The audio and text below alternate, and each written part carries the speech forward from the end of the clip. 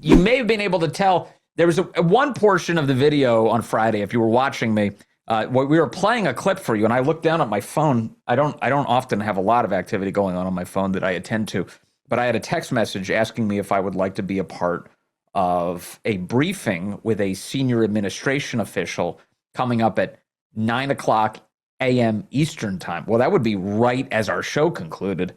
And I said, yeah, absolutely. So I sent a quick text message. I can multitask. I'm incredible. I sent a quick text message back saying, yeah, I'd love to be in on this thing. And so we had a snappy conclusion on Friday. Gotta go, see ya. And the second we shut down the program here, I'm on the call and I'm with a senior administration official alongside a bunch of other people in the media who you'd recognize their names. These were not, this wasn't a bunch of Jim Acostas and Don Lemons. Don't worry. These were like legit people. Like Trey Yingst was on the call. Trey Yingst was one of the guys. There was a bunch of Fox people, just all sorts of people getting a briefing from a senior administration official, trustworthy people. And it was fascinating. It was totally fascinating and interesting. And I'm going to share the details with you today on all of this. But I want to start, let's start as we should, with the breaking news of the weekend. We have a deal. In fact, the aforementioned Trey Yingst, here he is, watch. A major announcement by President Trump after more than 100 days of a state of war between the United States and Iran. A deal has been reached. President Trump posted on Truth Social saying the deal with the Islamic Republic of Iran is now complete. Congratulations to all. The president goes on to say, I hereby fully authorize the toll-free opening of the Strait of Hormuz and simultaneously herewith authorize the immediate removal of the United States naval blockade. Ships of the world, start your engines, let the oil flow. President Donald J. Trump.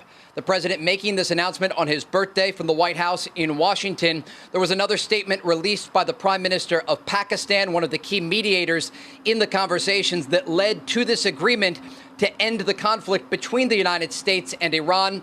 The Pakistani Prime Minister made a lengthy announcement thanking both the United States and Qatar for their role in reaching this agreement. The Prime Minister says there will be an official signing ceremony on Friday, June 19th in Switzerland.